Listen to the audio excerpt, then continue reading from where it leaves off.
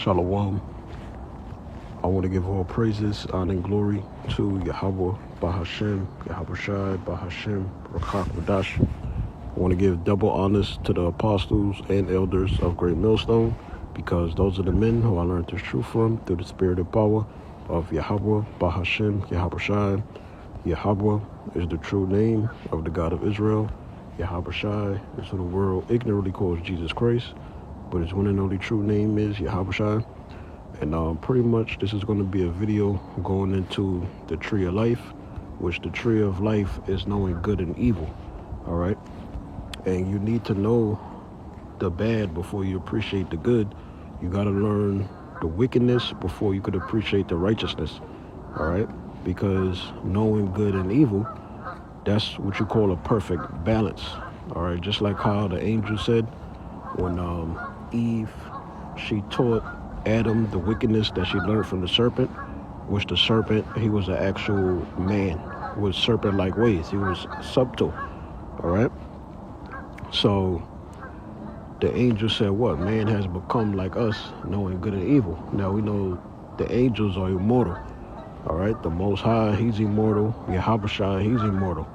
So if the Israelites, beginning with the elect of the nation of Israel, is going to step into that new covenant first, which involves what? Immortality, our vile, sinful, earthly bodies being changed into those immortal bodies, then we have to learn the wickedness, all right? And what's the wickedness? Being under the curses of Deuteronomy 28th chapter, right? So that we could appreciate righteousness when we in the kingdom of heaven, because it's going to be an everlasting kingdom. And what's going to make it everlasting? Because the people that's ruling within the kingdom is going to be immortal, all right? In order for you to be immortal, you have to be perfect. You have to know good and evil, all right? So we're going to kick it off. First, I'm going to go into the 4 rivers that was around during the Garden of Eden, all right? Now, this is Genesis chapter 2 and verse 10. I'm going to read it from the KJV. Yeah, Genesis 2 and 10, but hold up. Matter of fact, I gotta start up. Let's go up. All right. This is Genesis chapter 2 and verse 7.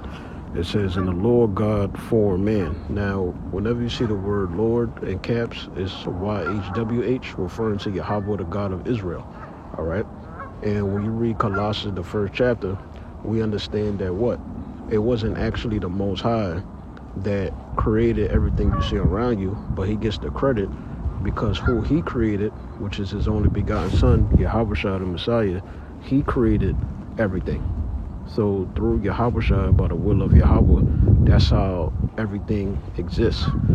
From the hierarchy of angels, like the archangels, you know, the left-hand side, you know, the demonic spirits, right? And the righteous spirits. All creation, period, right?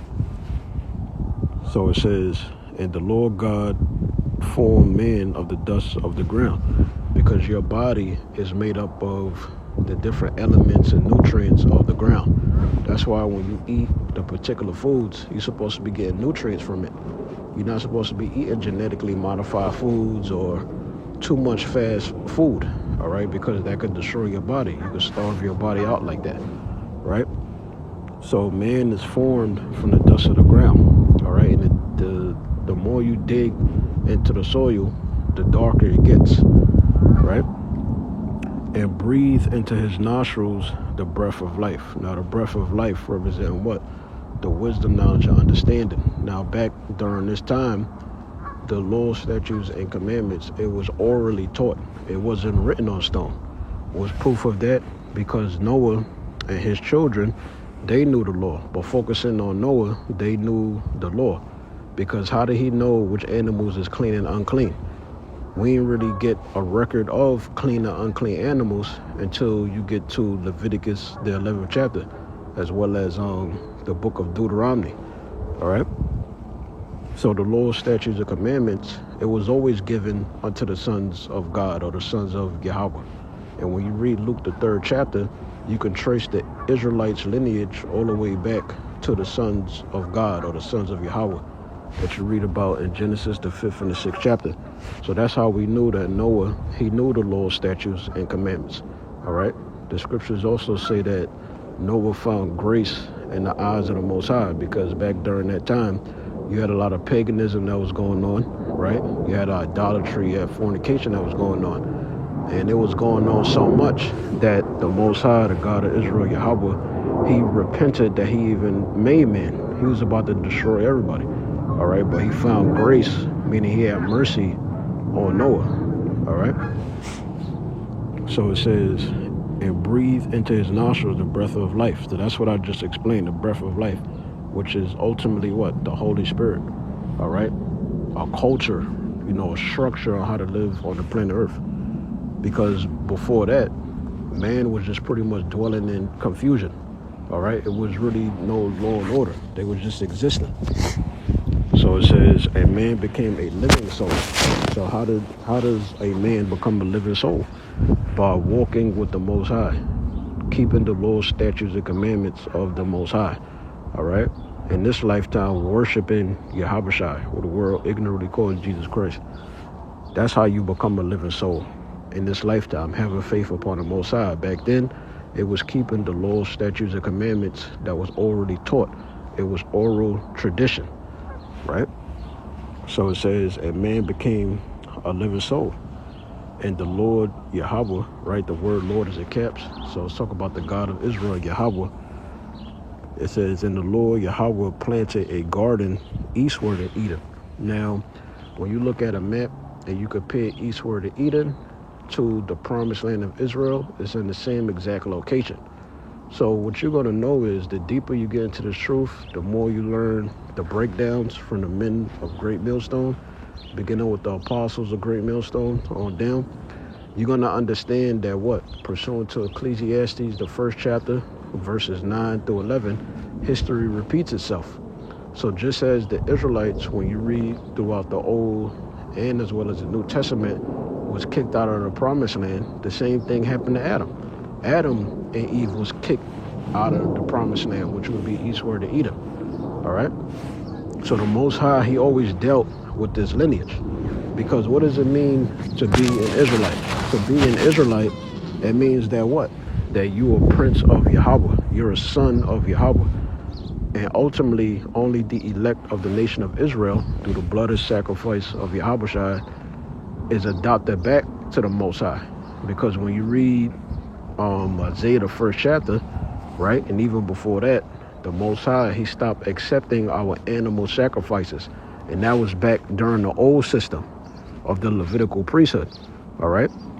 But beginning with the elect of the nation of Israel, we have the privilege, Lord willing not be a part of the elect, to step into that new covenant first, which involves what? Being perfect, being a perfect balance, immortality, the new bodies we're going to get, the Lord taking away the stony heart, which is sin and rebellion, because we're not going to be in these earthly bodies no more. We're not going to be in these chains of darkness, because us being in these chains of darkness, ultimately, we can't live up to Yahweh's standard of being perfect, all right? It says, and the Lord Yahweh planted a garden eastward of Eden, and there he put the man whom he had formed, right? Ultimately, it's going to be referring to who? Adam, right? It says, and out of the ground made Yahweh God to grow every tree that is pleasant to his sight. The tree is actually representing the people, all right? I got a precept, but that's later on in the lesson, concerning the Lord comparing human beings to trees, all right? Because you understand the scriptures is written in like a farming, agricultural type of way. It uses a lot of references to farming and agriculture, you know, plowing the land and things of that nature, things that's similar, right? It says, and good for food. It says, the tree of life, right? What's the tree of life? Knowing good and evil. So before Eve got deceived or beguiled by the serpent, which was an actual man in the garden, because back then you had 3 classifications of men. You had the sons of God, which was the chosen seed. You had the sons of the wicked, and then the sons of men, all right? So before Eve got beguiled by the serpent, right? And ultimately, through her, we all die. That began man being in the fallen state because Adam hearkened unto Eve. Therefore, the curses back then was in what? Genesis, the 3rd chapter. You're going to have to work by the sweat of thy brow. I'm going to go into it. That pretty much was the curses of Deuteronomy 28th chapter before Deuteronomy 28th chapter. All right? Because Adam, he hearkened unto his wife Eve and sinned before the Lord. All right? By what? Following the customs that Eve learned from the serpent, like feminism, paganism, all type of sorcery and witchcraft, right? So that began the downfall of man being in what? A fallen state. So it goes on to say, the tree of life also in the midst of the garden. So before that time, we only knew good. We didn't know evil. Why? Because we didn't eat of their fruit. The fruit representing what? The philosophies, the customs, right? The way how a particular person or nation carried themselves, whether it be heritage-wise, culture-wise, characteristics-wise, right?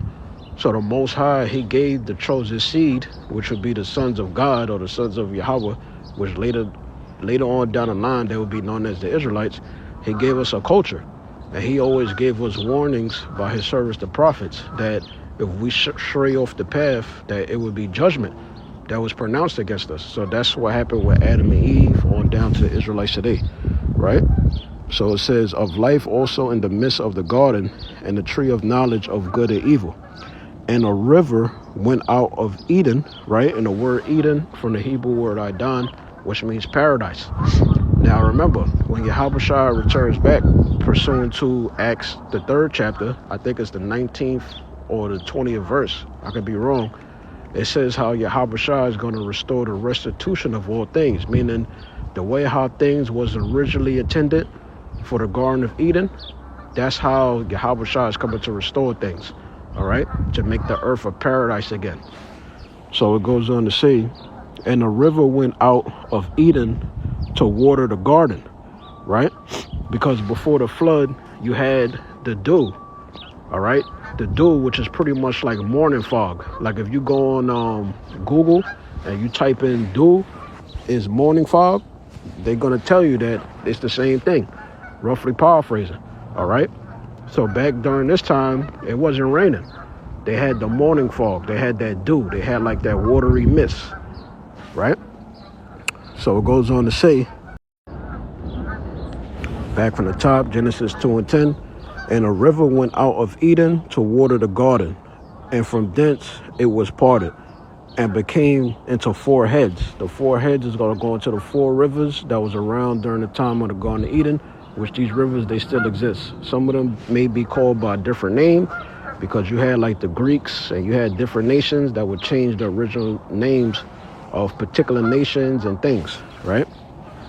So it goes on to say, the name of the first is Pishon. That is it which compasseth the whole land of Havilah, where there is gold, right? And the gold of that land is good. There is bdellium and the onyx stone. And the name of the second river is Gihon. The same is it that compasseth the whole land of Ethiopia. So they give you the geographical locations of where these rivers are. With first, it was found in the scriptures. I can't read no other book where it's going to talk about these 4 rivers. So you got to understand that the Bible is a historical book of the world and the creation story of the world. Now, other nations, they form their own creation stories based off of the scriptures, but theirs is wrong and ours is right. So it goes on to say, and the name of the 3rd river is Hiddekel. That is it which goeth toward the east of Assyria. And the 4th is Euphrates. All right. So now I went on Google, and this is what I typed in. So I typed in 4 rivers, Garden of Eden. So if you Google this is what you should see. AR overview. According to Genesis, the 2nd chapter, verses 10 through 14, a single river flowed out of Eden to water the garden, dividing into 4 distant branches, the Pishon, Gihon, Tigris, aka known as the Hiddekel, right? So the name, it got changed to Tigris, So it says, and Euphrates. These rivers suggest a location in ancient Mesopotamia, which is modern-day Iraq/Turkey, with the Tigris and Euphrates being clearly identified, while Pishon and Gihon remain geographically debated.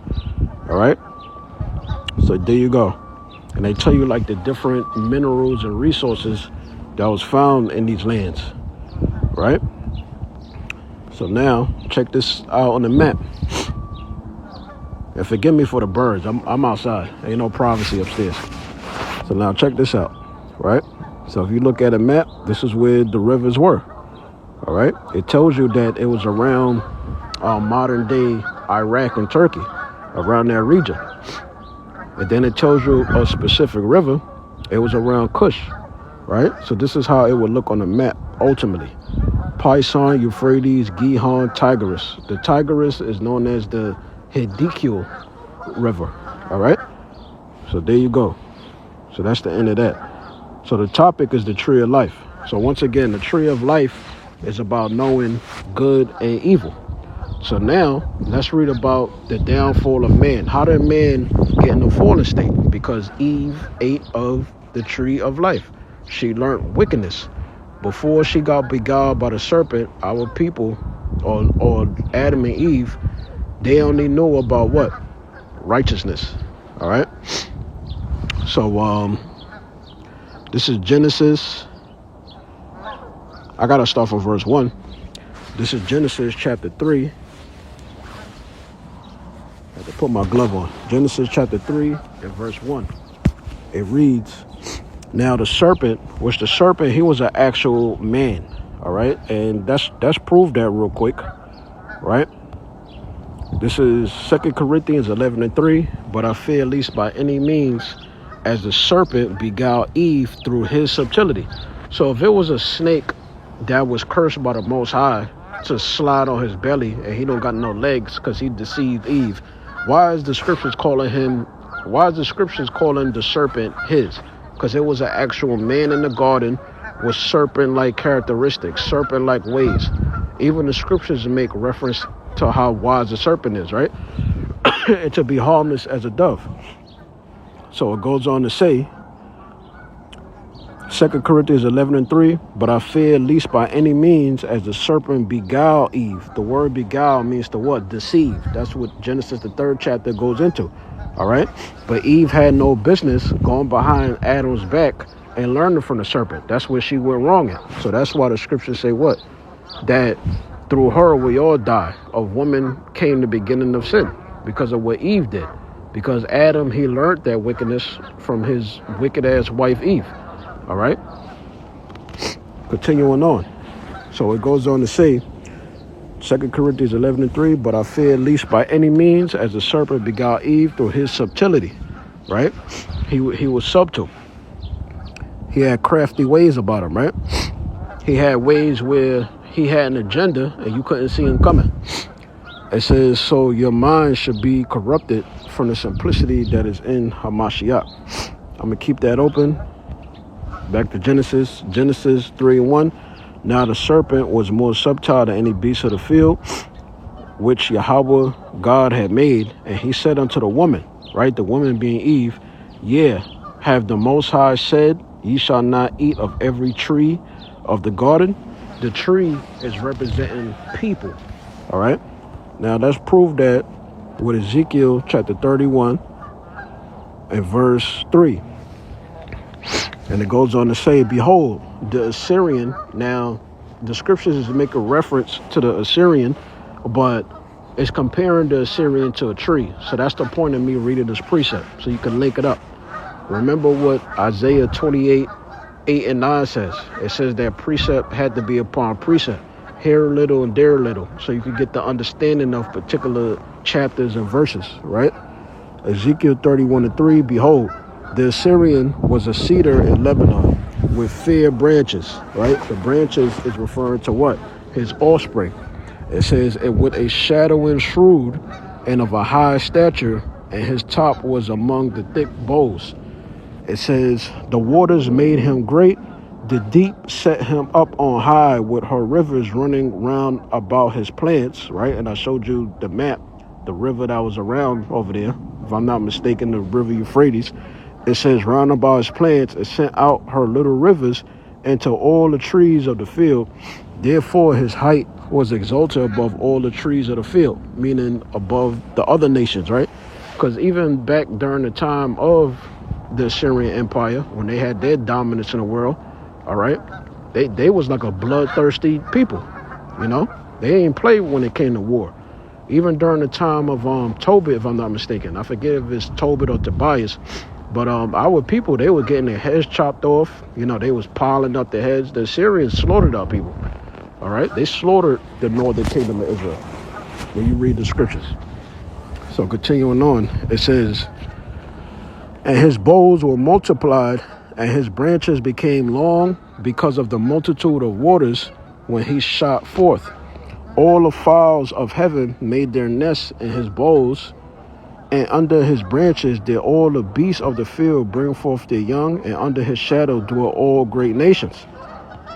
Thus was he fair in his greatness, in the length of his branches, for his root was by great waters. The cedars in the garden of the Most High could not hide him. The fir trees were not like his boughs, and the chestnut trees were not like his branches, nor any tree in the garden of the Most High, referring to the Garden of Eden, was like unto him in his beauty. I have made him fair by the multitude of his branches, so that all the trees of Eden, right, all the trees of Eden, representing the people that were in the garden of the Most High, envied him. All right, so that's the point. There's scriptures that compare Israel to what? An olive green tree. Continuing on now. This is on Genesis 3 and verse 2 now.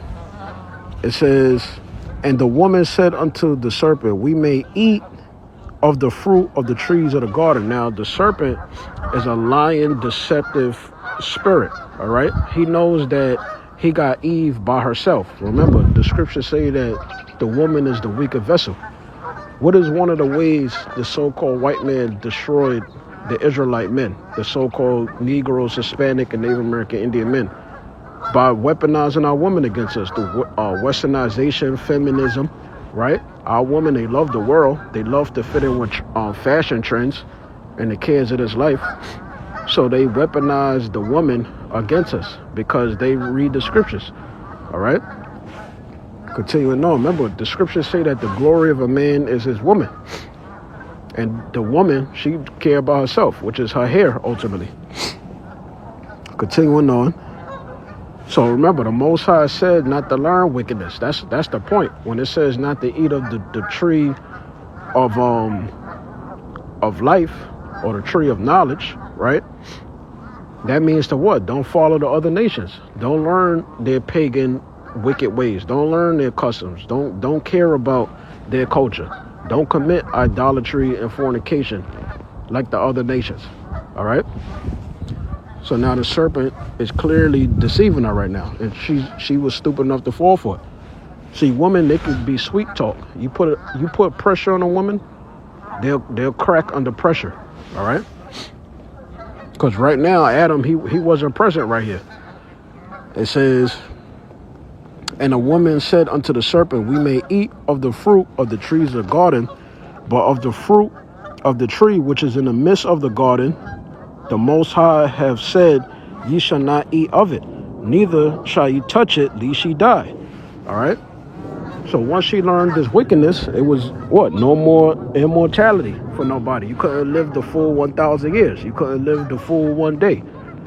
Continuing on, it says, verse 4, and the serpent said unto the woman, ye shall not surely die. So he's just beguiling the hell out of her. He's just deceiving her, and she's falling for it. See? And Adam is not present. This is why women are like kids.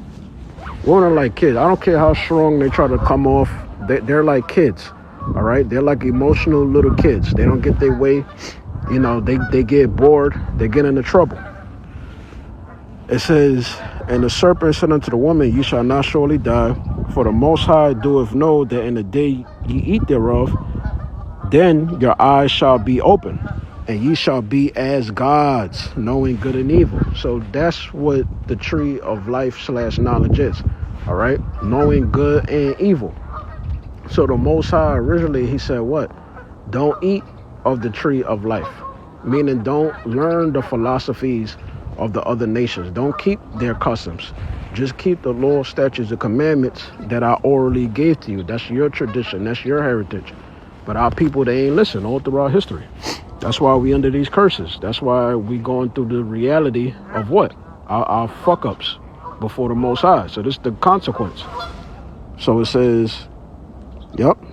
So ye shall be as gods, knowing good and evil. It says, and when the woman saw that the tree was good for food, right? They got a slogan too. It's called what? Food for thought, right? It's not literally food, for your thought. It's like spiritual, metaphorically speaking, right? So it goes on to say, yep, good for food, right? So she liked what she was being told by the serpent, what she was learning from the serpent, which was wickedness, evil, sorcery. It says rebellion, right? Sin.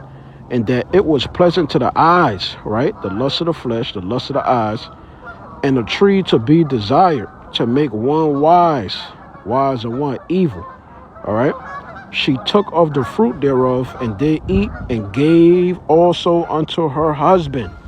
All right. So what she learned from the serpent, she went to Adam and taught him everything that she learned from the serpent.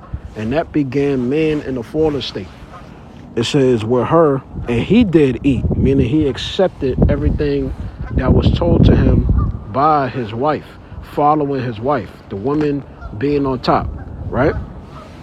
It says, and the eyes of them both were open, and they knew that they were naked. All right. You can link this up with our Revelation 16 and 15. It's spiritual talk. They wasn't actually naked, with leaves on their private parts. That would be breaking the law, statutes, and commandments. Like I said, before the law, statutes, and commandments was written on stone and given to Moses, it was orally taught during the Garden of Eden.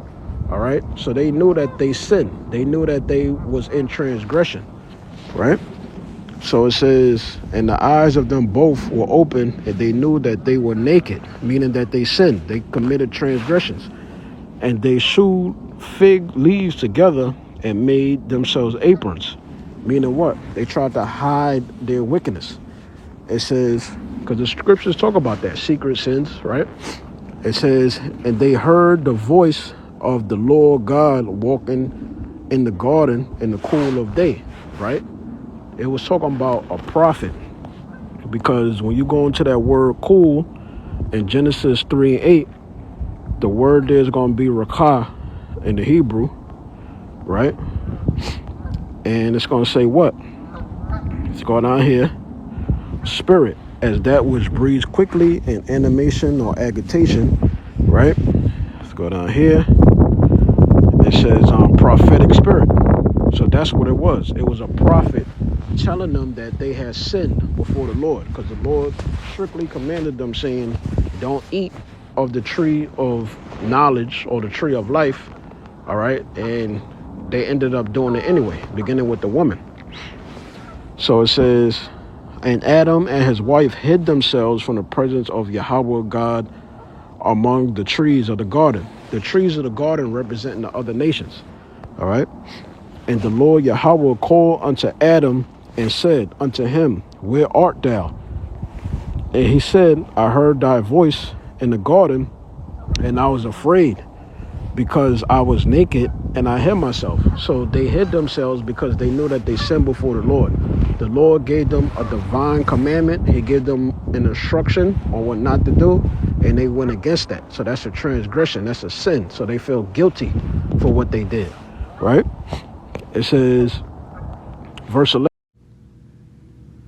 and he said, who told thee that thou was naked? Hast thou eaten of the tree whereof I commanded thee that thou shouldest not eat? So they was told not to eat it. Yet Eve, she still went behind Adam's back, and she still ate of that tree, meaning that she learned them philosophies. She learned evil actions. All right. It says, verse 12, and the man said, right?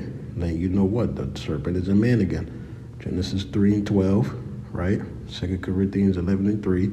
The serpent was an actual man with serpent-like ways about himself, serpent-like characteristics, all right?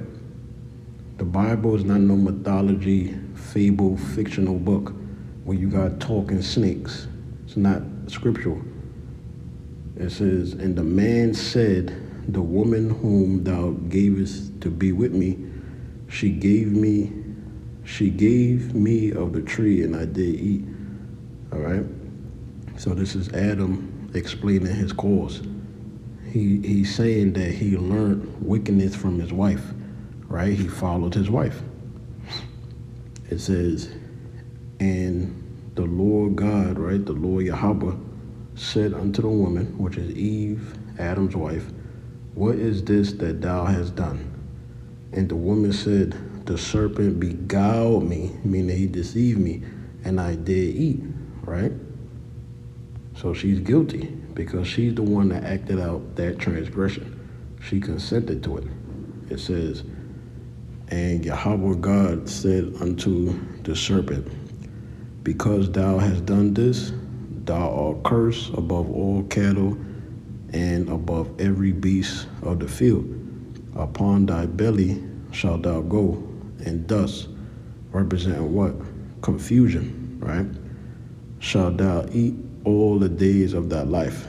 So when you look at like Babylon the Great, Hollywood, how the Edomites set up their power structure, it's confusion. It's dust. That's what the dust represents, confusion, all right?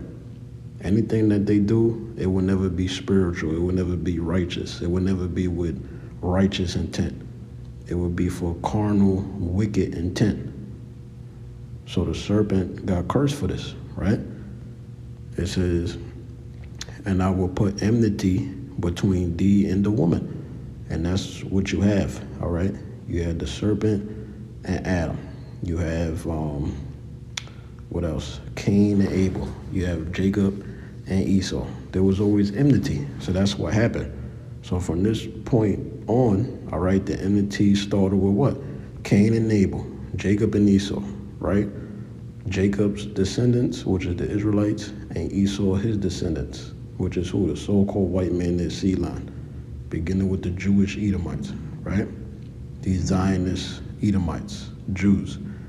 So that's the enmity, right? The hatred. The scriptures talk about what? That great gulf fix. It's a great separation between the Israelites and the Edomites, Cain and Abel, so forth and so on, the serpent and Adam and Eve, right? And I will put enmity between thee and the woman, and between thy seed and her seed. Like I said, Cain and Abel, Jacob and Esau, the Israelites and the Edomites.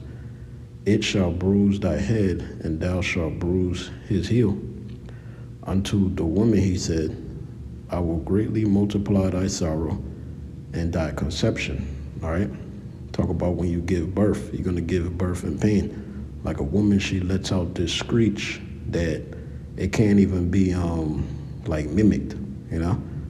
It's a specific type of screech. It says, in sorrow thou shalt bring forth children. And women give birth in pain. So this is a curse that's been placed on all women, all right? Because all women, they come from Eve, right? So that's what happens. Women get contractions, they give birth in pain. Some even die giving birth. But in the kingdom of heaven, the Israelite woman, she's not going to be cursed to where she gives birth in sorrow and in conception and in pain. It says, thou shalt bring forth children, and thy desire shall be to thy husband, and he shall rule over thee. So ain't no equality. Man is above woman, period. A woman is the weaker vessel. It says, verse 17, and unto Adam he said, because thou hast hearkened unto the voice of thy wife, right, following the woman, letting the woman lead, and hast eaten of the tree of which I commanded thee, saying, thou shalt not eat of it. curse is the ground for thy sake. And that's what's going on. You got genetically modified foods, all right? Our land is cursed, right? Everything is cursed right now. So it says, thou, and even concerning in the future, Ezekiel 4:13, thou shalt eat thy food defiled amongst the Gentiles. You got these heathen and these butcher shops and these different shops that sell food. They pray in the name of their gods over the food that they sell us. All right? This is why we had to be under grace through the blood and sacrifice of Yahushua, because we're not sovereign and independent as a nation to where we could avoid these things. So we needed grace. All right? So it goes on to say, curse is the ground for thy sake. In sorrow excuse me, the old English, it always messes me up. It says, I'm going to read it again. It says, curse is the ground for thy sake, and sorrow shalt thou eat of it all the days of thy life. And that's what's going on, man. We eating defiled foods. We're not getting the proper nutrients to nourish the body. You know, that's why a lot of us, we don't live too long. You'd be lucky if you make it past 70, if you could live to be 70. It says,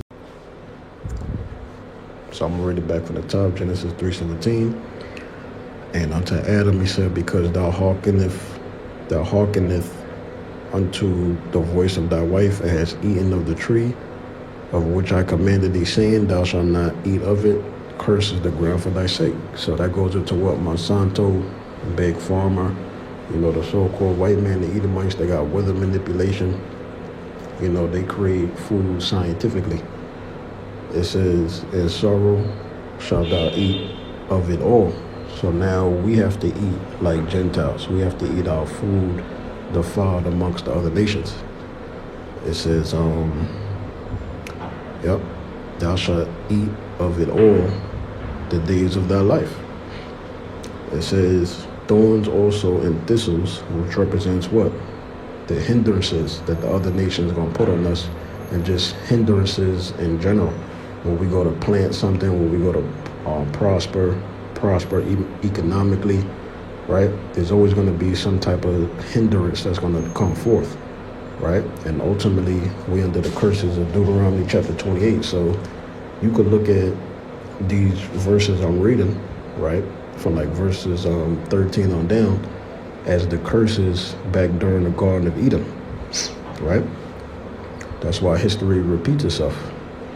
It says, thorns also and thistles shall it bring forth to thee, and thou shalt eat the herb of the field, and the sweat of thy face thou shalt eat bread, right? So we're going to have to constantly work. It says, till thou return unto the ground. So we're going to have to work hard, all right?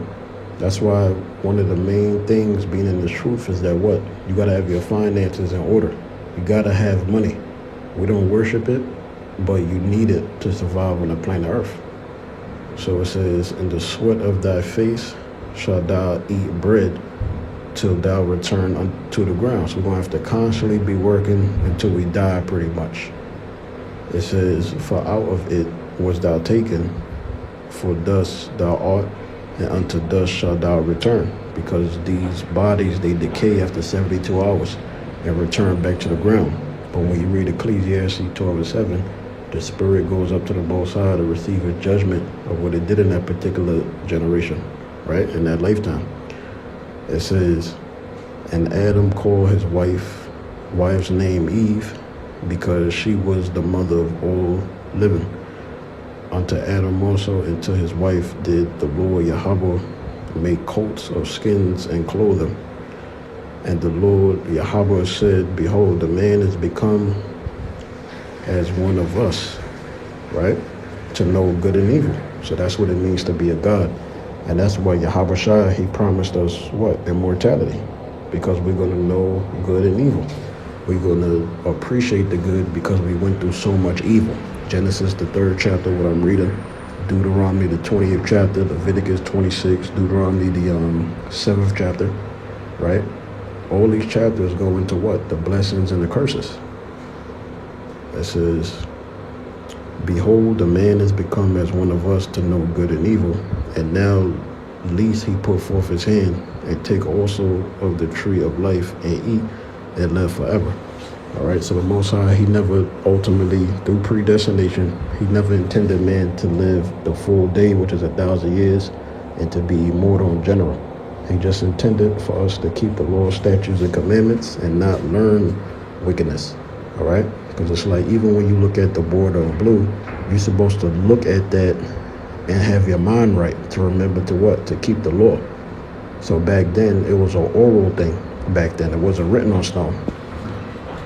So it goes on to say, therefore the Lord Yahweh sent him forth from the Garden of Eden, right? The garden eastward of Eden. So the Lord kicked Adam and Eve out of the garden eastward of Eden, which today that would be known as the promised land of Israel. All right?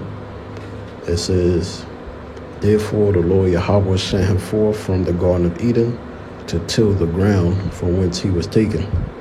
So he drove out the man, and he placed at east of the Garden of Eden cherubims and a flaming sword, which turned every way to keep the way of the tree of life. All right. So that's what happens. So now, this is well, I already read that already. I don't need that no more. Revelation 27. It says, and he that have an ear, let him hear what the Spirit saith unto the churches. Right? Now, originally, this was written to the churches in Asia Minor, the 7 churches of Asia Minor, when you read up. All right? But ultimately, this can apply to right now, too. So if you have an ear, you're going to be able to hear, because that's through predestination. The scriptures say that what? Romans 11:7, the election have obtained it, the rest were blinded. Matthew 13:9-11, unto you is given to know the mysteries of the kingdom of heaven, but unto them is not given. It says, he that hath an ear, let him hear what the Spirit saith unto the churches. To him that overcometh, which is the elect of the nation of Israel, through the blood of the Lamb, will I give to eat of the tree of life, which is what? Immortality. All right? Being perfect, being a perfect balance, becoming a God, knowing good and evil, which is in the midst of the paradise of the Most High. Let's read that in the NLT version. This is Revelation 2:7. It says, anyone with ears to hear must listen to the Spirit and understand what he is saying to the churches.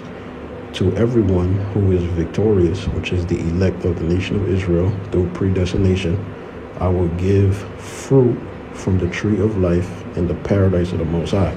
So if you overcome it, YASHARAHLA is going to give you immortality, all right? Which is you stepping into that new covenant and being fully forgiven by the Most High. Him taking away the stony heart and that rebellious, sinful nature, all right? So that's it with that. Let's read this. Still got a lot more. This is Revelation 22, and this is dealing with the river and the tree of life, right? Revelation 22, and let's see, I think it's verse, Revelation 22:2. It says, in the midst of the street of it, referring to what? The kingdom of heaven, right? It says, and on either side of the river was there the tree of life, which bare 12 manner of fruits, and yielded her fruit every month, and the leaves of the tree were for the healing of the nations, right? And when you go into that word nations, it's ethnos, and it's going to be referring to Israelites, right? Because it says what? A multitude, whether of men or of beasts, associated or living together. It says a multitude of individuals of the same nature or genus, the human family. It says a tribe, nation, people group. Paul uses the term for Gentile Christians, which the original Christians, when you read Acts the 6th and the 11th chapter, they were Israelites. They were Jews that followed the Messiah. All right? So that's the Gentile Christians that Paul was teaching. Paul said that ye were Gentiles carried away by these dumb idols. Before what? The renewing of their mind by the washing of his word. So now, let's read that in the NLT version. Revelation 22:2. It flowed down the center of the main street. On each side of the river grew a tree of life, bearing 12 crops of fruit, with a fresh crop each month. The leaves were used for medicine to heal the nations. And now check this out. And there shall be no more curse. What curse? Genesis the 3rd chapter. All right. Deuteronomy 28th chapter. Leviticus 26. Deuteronomy 7. It says, and there shall be no more curse. Right. This flesh is a curse. Right. It's known as the chains of darkness, as a sinful nature. It warreth against the spirit. It says, but the throne of the Most High and of the Lamb shall be in it, and his servants shall serve him. Which when you read, it's one of my favorite scriptures, Leviticus 25:55, it tells you that the children of Israel are servants. Revelation, the 7th chapter, you start at verse 3, it lets you know that the servants is who? The Israelites, beginning with the elect. All right? So that's it with that. Let's go to verse 14. So this is Revelation 22:14. Revelation 22:14. Blessed are they that do his commandments, that they may have right to the tree of life, which will be immortality, which is something that YASHARAHLA promised us. And in order for you to be a God, you have to know good and evil. So we had to be under the curses so that we can acknowledge what? Righteousness. All right? Remember, this is the time of the Gentiles. We had to go through these particular time periods when we was on the bottom, going through these curses. We had to be punished for our disobedience against the Most High, for not keeping his divine laws, statutes, and commandments. All right? So that when we step into that new covenant, at the point of receiving salvation, we would be humble. All right? We would appreciate the righteousness. We would be perfect gods, knowing good and evil. We'll be like the angels in heaven. It says, and may enter in through the gates into the city, because it's the kingdom of heaven. Everything within the kingdom of heaven, within the promised land of Israel, is going to be perfection. No abominations is going to enter into it. No heathens is going to enter into it. Here's the proof. When I say no heathens, meaning they're not going to live there. They're not going to have no inheritance within the promised land of Israel. It says, for without are dogs and sorcerers and whoremongers and murderers and idolaters and whosoever loveth and maketh a lie. Right? That's the heathen nations. So there you go. Because check this out. This is, well, I typed in flesh and blood cannot inherit the kingdom, right? AI overview. Flesh and blood cannot inherit the kingdom of the Most High. 1 Corinthians 15:50 means that our current mortal and perishable human bodies cannot enter heaven without a supernatural transformation. All right? So the heathen nations, they don't have this privilege of being changed. So they can't live within the kingdom of heaven.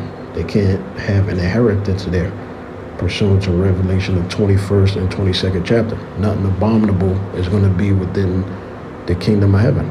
They're going to build up the kingdom, but they're not going to actually physically live there. All right? It says, Paul emphasizes that the corruptible must become incorruptible, meaning a resurrected, immortal, and spiritual body is required for eternal life. All right? So there you go. The heathens, they always going to be flesh and blood. Here's more proof of the tree of life, right? Or tree of knowledge. Isaiah 45:7. I form the light and create darkness. Right? So the Lord was going to say it. I make peace and create evil. It says, he, the Lord, right? Or I, the Lord, do all these things. The word Lord is a cap, so it's the God of Israel. Because everything is predestinated according to his will. So if there's evil, that means that the Lord predestinated the evil. All right? And that's what it means to be a God, to know good and evil. Let's go down here. I mean, I read this already, but I'll read it again. NLT version, this is Genesis 3:22. It says, NLT, then the Lord God said, which is angels talking, look, the human beings have become like us, knowing both good and evil. What if they reach out and take fruit from the tree of life and eat it? Then they will live forever. So it wasn't designed for human beings to live the full day or to be immortal. All right. So let's go down here. Because when you hear about fruit, you think, oh, it's an apple, because that's what Christianity teaches, but that's not true. So check this out. So I typed in every fruit was known as a fruit, 17th century apple, right? AI overview.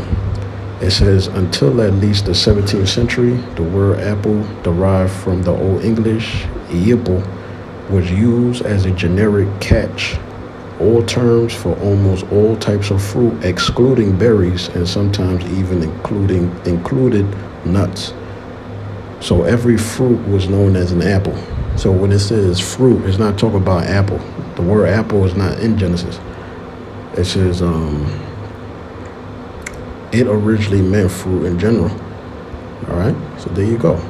Generic term. Before the 17th century, apple described many roundish or imported fruits and nuts. So there you go. Let's read this, 2 Ezra 4:30. For the grain of evil seed having been sown in the heart of Adam, meaning in the mind of Adam, because it goes back to predestination, according to the will of the Most High. Let's get a precept to back that up. This is Romans chapter 8. Romans chapter 8 and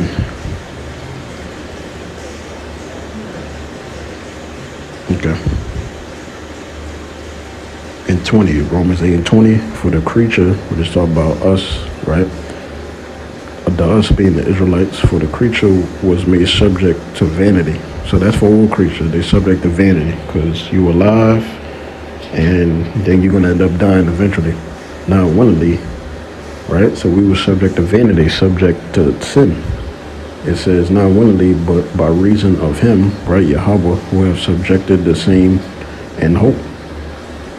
It says, because the creature itself also shall be delivered from the bondage of corruption, which is talking about flesh, the sinful nature.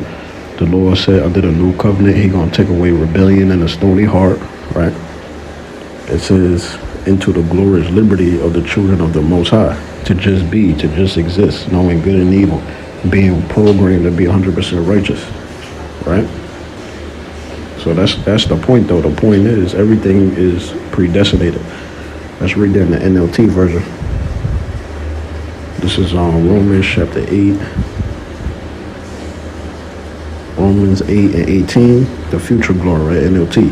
Yet what we suffer now, which is the elect of the nation of Israel, ultimately all Israel, is nothing compared to the glory he will reveal to us later, when we get them new bodies, where we change, right? For all creation is waiting eagerly for that future day when the Most High will reveal who his children really are, which is who? The so-called Negroes, Hispanics, and Native American Indians, beginning with the elect of the nation of Israel. We are the seed of the promise. It says, against its will, all creation was subject to the Most High's curse of what? Sin, dying, right? But with eager hope. So the reason why the Most High did that is because ultimately he was going to exalt his only begotten Son, all right, which is Yahushua. It says, the creation looks forward to the day when it will join the Most High's glorious children in glorious freedom from death and decay. All right. So ultimately, everything is predestinated. This is Ephesians chapter 1, verse 3. It says, according as he hath chosen us in him before the foundation of the world. That's predestination. That we should be holy and without blame before him in love, because we under grace through the blood and sacrifice of Yahushua, having predestinated us. Who's the us? The elect of the nation of Israel. Let's go into this word predestinated. This is the Greek word for predestinated. Strong's G 4309. Praarizo. It says to predetermine, decide beforehand, in the New Testament of the Most High decreeing from eternity, to foreordain, appoint beforehand. So the Most High predetermined, he appointed beforehand and decided beforehand who was going to be a part of the elect of the nation of Israel, who was going to receive salvation, who's going to be an Israelite and who's not. There's no such thing as free will. Free will, all right? Nothing just happens and the Most High don't know about it, or you're going to catch the Most High off guard. No, everything happens according to His will. Your thoughts, the way you breathe, the woman you meet, where you're going to travel, everything you do, the good, the bad, the ugly, the in-betweens, the dreams you have, everything. You twitching in your sleep, everything. It's all predestinated by the will of the Most High, all right? So that's what 2 Ezra 4:30 is ultimately going into, predestination. Having predestinated us unto the adoption of children by Yahushua Mashiach to Himself according to the good pleasure of His will, all right? It's all according to His will. 2 Ezra 4:30, for the grain of evil seed have been sown in the heart, meaning the mind of Adam from the beginning, meaning the Most High ultimately He programmed Adam and Eve to go off because it was something bigger to the story of them sinning, because He was going to have grace and mercy upon them through His only begotten Son, Yahushua. And ultimately all of this happened to exalt Yahushua. It says, and how much ungodliness have it brought up into this time? Things got worse. That's why we under the curses of Deuteronomy chapter 28. It says, and how much shall it yet bring forth until the time of threshing come? All right, I'm going to finish it off with this Sirach, also known as the book of Ecclesiasticus 17:7. Withal he filled them with the knowledge of understanding and showed them good and evil. All right, so that's what we are going through. We're on a path to becoming immortal gods. We have to go through the ugly. We have to go through the curses of Deuteronomy chapter 28. All right, we have to appreciate righteousness by going through the wickedness first. And that's what the angel said once again in Genesis 3:22. Man has become like us, knowing good and evil. All right, so that's pretty much it. You know, Lord willing, he was edified by the lesson. Shalom.